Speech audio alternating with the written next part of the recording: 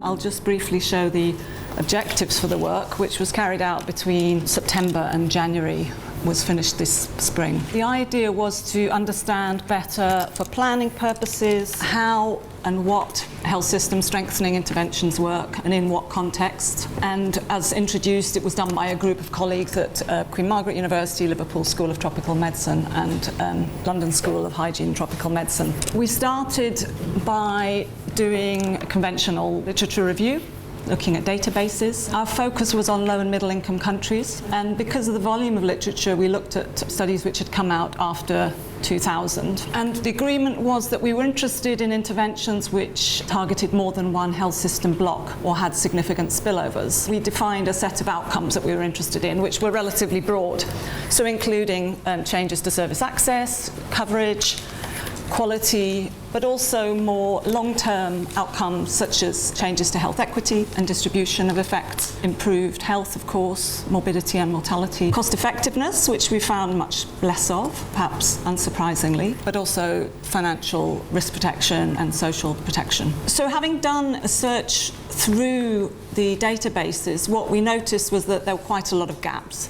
So then, in addition to the kind of bottom-up, fairly standard literature review approach, we took a kind of top-down expert view as well, saying what should we be looking for, what do we know is out there, and also in a way what are the categories of interventions that we're interested in. But that's just the rough methods, and kind of what ended up being included was 193 studies. Most of those were, or the biggest category anyway, were literature reviews and systematic reviews. Most of them were from low-income contexts, and in terms of the kind of areas of the health system which were addressed, you can see from the figure that service delivery was the largest category, followed by human resources and then financing. And there's some areas where there were definite gaps. Just over half of them included what we were calling long-range outcomes, so things like changes to health equity and so on. One of the challenges we faced early on was just around definitions. So what does health system strengthening mean, and how? What do you include in it and what do you exclude? There is a whole history and to some extent a sort of ideological baggage to the term health system strengthening. Its background comes out of the issues around vertical programs and the perceived effects that they were having on wider health systems and issues around sustainability. So it came with some contestation, and different authors have proposed different definitions. The first one is the WHO definition, and it is fine except that it's extremely broad, so there's not many interventions in a health sector which wouldn't potentially be admissible as long as they led to better access, coverage, quality or efficiency. So then other authors have tried to define that a bit more specifically, and Adam and de Savigny looked at the issue of levels, so that changes shouldn't be occurring just at an organisational level but should also be at the higher system level. And then in 2012 Grace Chi and colleagues proposed 4 criteria, again in response really to this debate around vertical program interventions and investments which were being called health system strengthening, and their point was that many of them weren't. They were more like inputs to a health system, and so they were saying that there has to be a kind of beyond a single disease focus, that there also has to be an identification of organisational constraints that are being addressed, that there should be across building blocks and also tailored to context and with specific roles for country institutions. So they produced a much more specific set of ideas about what health system strengthening might mean. We obviously went to DFID, and so Sharif sent us a lovely long definition of what health system strengthening was. I've split it into 3 components. One is really around the kind of approach, one is around outcomes, and one is really around how you get between those 2 points. So the first one is really saying you want to look at cross-building block interventions, either in design or at least in effect. The second one, health system, is one that is around equity and sustainability. And finally, there's a set of ideas around the need for continuous improvement, cross-sectoral collaboration, again, equity and financial protection. So there's quite a lot of different things in there. Out of the work that we've done, and it wasn't really something we'd agreed in advance of selecting studies, but we essentially picked out some elements from these different ones and added a bit more. And again, this is really for discussion, but our feeling was that there were 4 elements that really were relevant here. So one is about the scope. So looking at the studies, actually very few investments in single blocks don't have some spillover. So actually the issue of cross-cutting became less restrictive than we thought. But clearly that is an important element. So there has to be some systemic cross-block element and also cross-disease group. But also something around scale, so needing to have at least potentially national reach and operate at more than one level of the system. To be strengthening, there should ideally also be effects sustained over time, so that's this issue of addressing a systemic blockage, not just having an input. And finally, changes to effects, although those are often longer in terms of measurement, those may come after a time lag. So again, I'm happy to come back to the discussion about that, but at the end of our work, that was the kind of definition we came up with. The second challenge was having no agreed typologies for health system strengthening, really how you divide it up, what goes in, and how you cluster and categorize them. We had to come up with our own. Again, it's open for discussion and debate. So moving on to results, I think we're going to start by looking at the governance area.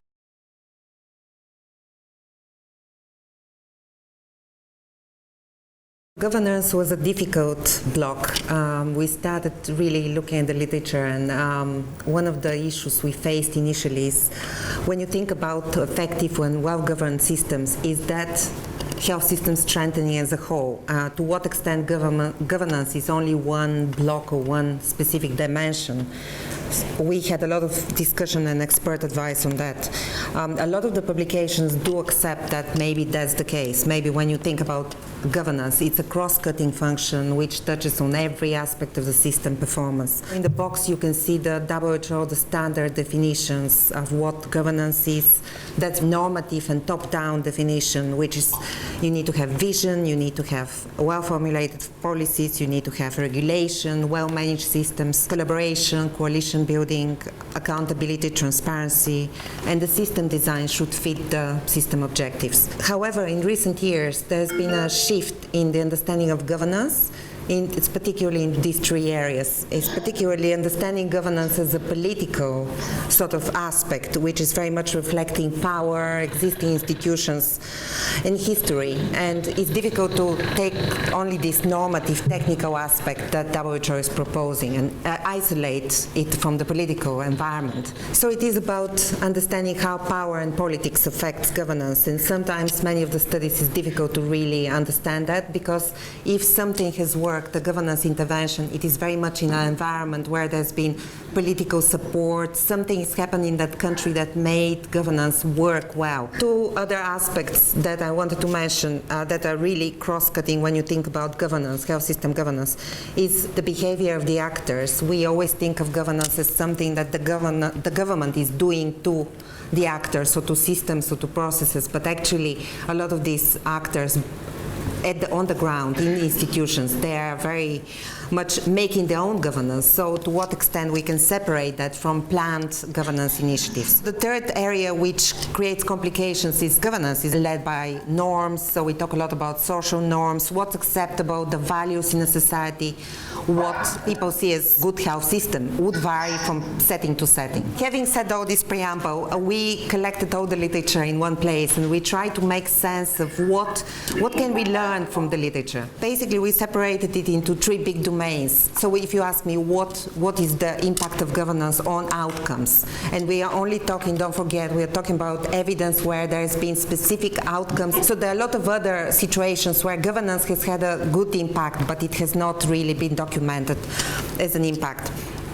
So out of those that have achieved impact, we group them into 3 areas. So one, which is quite more simple to comprehend, is governance, purely governance interventions. That would include a lot of, for example, mentorship, leadership programs. There is a lot of out there examples in South Africa, in Zambia. There is a big intervention, leadership intervention, training community health workers, but working on different levels of the system, and that's being evaluated with RCTs, various methods. So clinical governance, that's another area. So all of those are purely focusing on governance improvement. However, it is impossible almost to just separate just purely governance. You always have spillovers, even in places where it was just human resource motivation improvement. There's been a spillover on how people actually deliver services.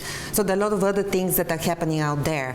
Again, the cross-cutting issue is difficult to just say, what can I invest money in that would just improve governance?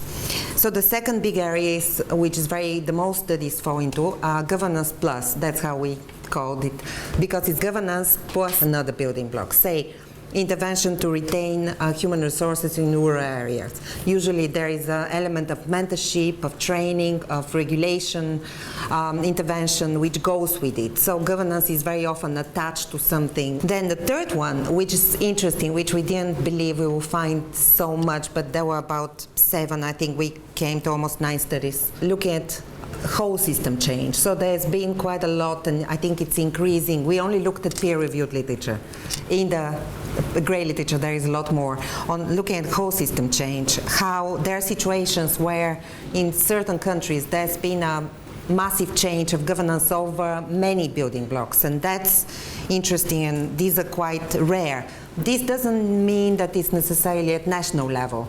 So at national level could be a comprehensive reform to expand coverage, to install UHC, but there's been other scenarios where building district health systems, which if you look at actually what was done on the ground, you would have 7 or 8 different elements working together. Just a few examples of those, just the governance-focused interventions. They are very much clinical governance, mentoring, training, and also community participation. Interestingly, we found evidence that community participation and engagement, and it was specifically for maternal and child health, has led to improving access and quality of services. However, there is a reflection of what was actually a subject of investment. Maybe there are other areas where community engagement also worked, but it has not been documented. Maternal and child health usually involves an element of community participation, and there is strong evidence that this seems to have an effect. So in terms of the governance plus other blocks, very often that's, for example, delivering community services. It's very much involving change in regulatory framework, legal framework, the way the providers are trained beyond that intervention. So that's a lot of evidence there. Again, the final one is interesting because although you say, what can you do, your DFID advisors, you can't start a change in one country. But very often there are windows of opportunities. Say there is a new government that wants to have a comprehensive strategy. We are talking about places like Thailand, like Rwanda, like Bangladesh, very well documented, where there is a massive sort of drive nationally. So we are saying that there are quite a lot of studies looking at what was done in terms of governance across different blocks. For example, in terms of improving equity, comprehensive reform programs, and anti-corruption, accountability, and a lot of those have had not just 1 or 2 outcomes, but they've come up with a lot of improvement in outcomes. And finally, if I can summarize for you several things that we learned from the governance aspect, which again, it's quite fuzzy, but we are trying to really see what do we know, what can we actually demonstrate from all this evidence base. There is evidence that comprehensive whole system reforms have produced good governance, improved outcomes. There's been quite a lot on that, and the factors that are driving this collaboration across sectors, among different actors, the long-term strategies, which are, and that's something that we'll mention in the end in terms of impact on how we look at health system strengthening. Because a lot of these countries, if you look at Thailand, yes, they achieved universal coverage. However, what they've done started in the 70s. So if you don't look at that long sort of process of development of HSS, you will miss very important determinants. Other things is the change has comprised different levels of the system and has built on windows of opportunity. Very often in post-conflict states, there are windows where change is possible. The second point I wanted to make is there is a good evidence that civil engagement and engaging community members with health services structures and processes improves outcomes. And this is something we see beyond health. When you look at the SDG literature, which we didn't look in detail, but there is a lot of evidence that this continues to be powerful. However, it's not everywhere. We can't claim it's universal, but it's something to continue looking at. And exactly what at community level, what are the power structures, because not in every community, it really doesn't work everywhere. The next thing is there is a lot of evidence on investing in leadership and blending, mentoring, teamwork has led to improved quality. We wouldn't claim it's improved outcomes, we don't have this evidence, but it's improved quality, it's improved motivation and retention of health workers, which we see as intermediary outcome. Finally, you may want to ask us, there is a lot out on decentralization. Decentralization was something it was very popular in the 90s. However, there's been shift towards government-focused strategies and somebody taking control and expanding coverage. Again, we see that the return to the ideas that decentralized health systems could offer opportunities to reach locally groups that are difficult to reach. So our conclusion from the literature is that it depends. Decentralization in some settings depends on the quality of the management of the health system and the political processes. If there is a supportive group of supportive factors, decentralization can be a facilitator, or the opposite. It may not matter in terms of improving outcomes in governance. Thank you. So moving on to the health workforce topic, just this table. The dimensions here are the kind of standard human resource ones around recruitment, deployment, performance, but also a category around skills mix and task shifting. So we've tried to track, positive, negative effect or no evidence against the main outcome areas that we were interested in. And what's clear is that for most of the human resource ones, they're really only measuring the very immediate focal point. So, for example, for recruitment, you've got some evidence around access and coverage and some around quality, but nothing much around any of the other dimensions. Equally, for deployment, you have some evidence, positive evidence on the access, and on performance, you have some on the quality and responsiveness side. So for all of these, or most of these, the evidence is relatively weak, and what you find is there is a bias in the sense that we're mainly measuring intervention programs rather than, bigger sort of national policies, for example. Some of the dimensions like cost effectiveness really nobody is looking at all. Some of these are working but we only have those most direct effects that are being measured, and that points to some issues around how health system research is done. So in health financing, we had a very long summary table. Here what we've looked at is using the health financing main functions, really just developing a sort of typology of the different intervention types. But the key thing to say about a lot of these interventions is that actually it's less ultimately around the label of what you call it and more around how it changes some of the fundamental characteristics of health financing. A lot of this exercise was really ultimately about trying to understand what are the characteristics we're trying to reach. So it doesn't really matter what you call the intervention, it's where you're trying to get to, and are we measuring the right things to know if we're getting there. So what does a good health financing system look like? It has certain characteristics around reliability, around, flows that are transparent, around flows that reach the frontline workers, etc. And many of these schemes could achieve that. And ultimately, it's more achieving that than whether it's called a performance-based financing scheme, for example, or a health equity fund, because many of them can reach similar goals. So in terms of the overall state of the evidence, there's good evidence for aggregate health spend. So you can say that's not necessarily a health system strengthening intervention, but of course it can lead to it. There's plenty of studies that link public spend with health gains, also with more equitable distribution of health gains, and particularly in low-income countries. There are studies that look at external aid, and again with positive effects in terms of health and equity, but obviously the actual aid delivery mechanism matters for those results. There's less good evidence around specific aid coordination mechanisms, such as swaps. And then you've got a range of what we've called financing plus interventions, which are things like purchasing reforms, which typically combine financing with governance or financing with human resources and so on.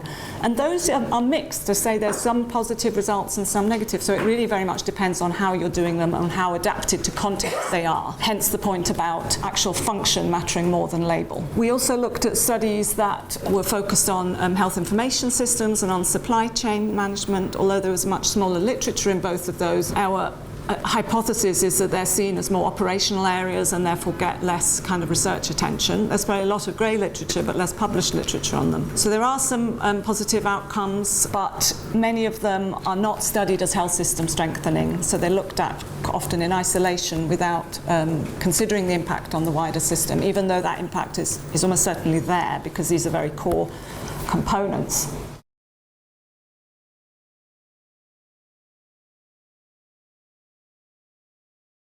Service deliveries is probably in a way the biggest and the most heterogeneous type of intervention that is involved in health system strengthening. We have a range of intervention here, going from service redesign to packages of interventions to organizational changes, like for example quality improvement, of strengthening of the referral system, and also integration of care, which is also quite a common intervention that is implemented by countries and donors alike. So this table shows you the effect that have been measured, that we found in this review, and you have references on the right there.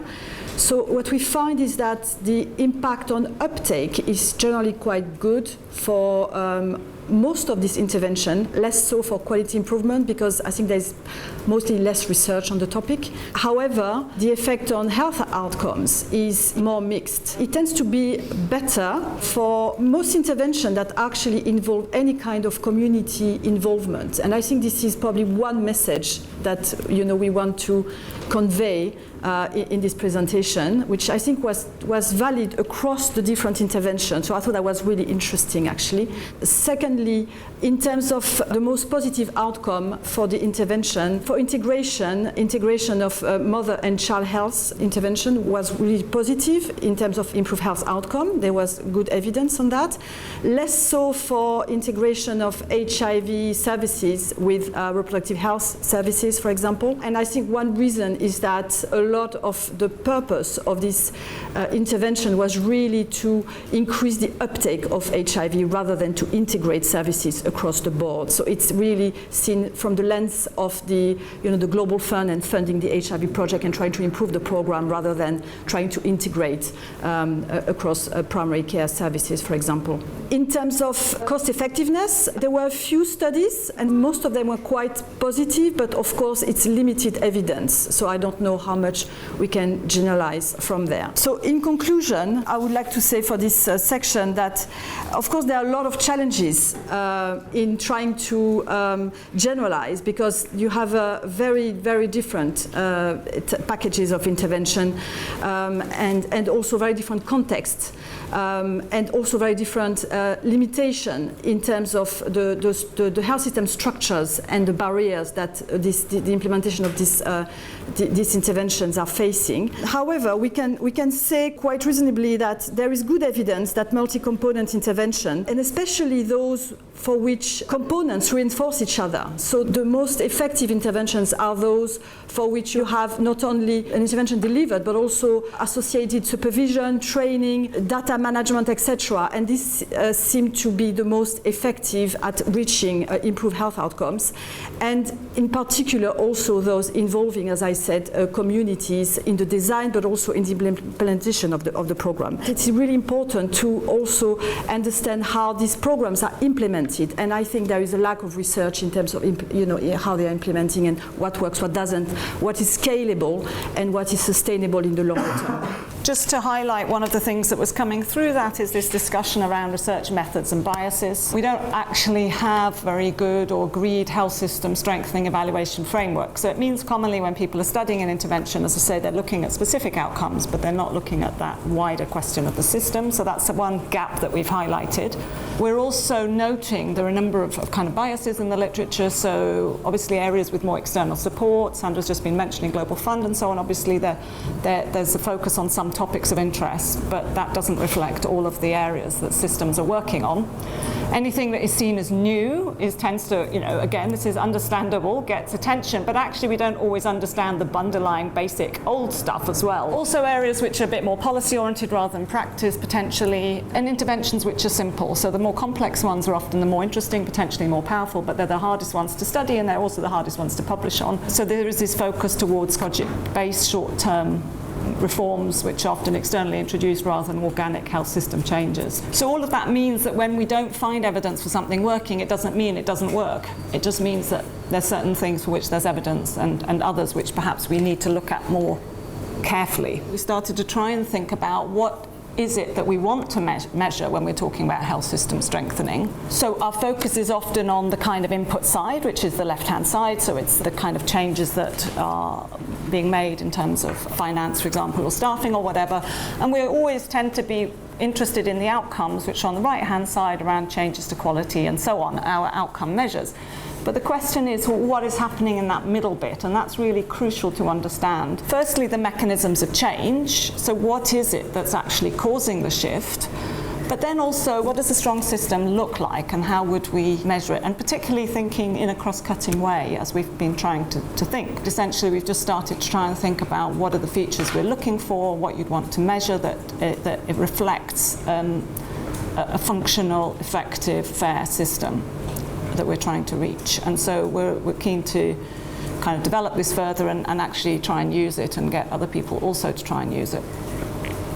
And potentially, of course, the whole point is that it cuts across all those intervention areas we've just been talking about. In conclusion, it's surprising perhaps that there aren't more reviews of evidence of the kind we've just done, although as we've demonstrated it was a relatively tricky job, but at the same time we think that the scale of the literature and this lack of clarity around boundaries are some of the reasons why it's not very often done. We do need better typologies, we do need consensus on definitions. We also need to really highlight the need for stronger evidence in some areas and the opportunity costs of not gathering that evidence and indeed of not investing in those areas. And so we've made some suggestions around how to proceed in improving the field. We're also highlighting the fact that we need to look at, as we've said, not just the effects but also the processes and the mechanisms of change, and the reason for that is around that generalizability question, that something that's worked in one setting isn't necessarily going to work in another, so actually it's the mechanism that you need to understand. We've highlighted some of the factors which seem to be helpful in supporting health system strengthening across these different interventions. Some of them look fairly obvious, but at the same time we all know that they're difficult to achieve and they don't always happen. But for example, sustained commitment, having really a strong societal values that underpin changes, a coherence to the reform programme, quality of implementation, community engagement, as Sandra was highlighting, but also this capacity building components and mentoring, as Dina was raising in her governance section. So the implementation process itself may be as important, if not more so, than the actual design. And the key question is the extent to which an intervention is actually adapted to its context and institutionalized within it. And that raises all these issues of system software and also the history which influences how actors respond. And that raises practical implications which I think have been discussed to some extent. So I think we'll leave it there. Thank you very much.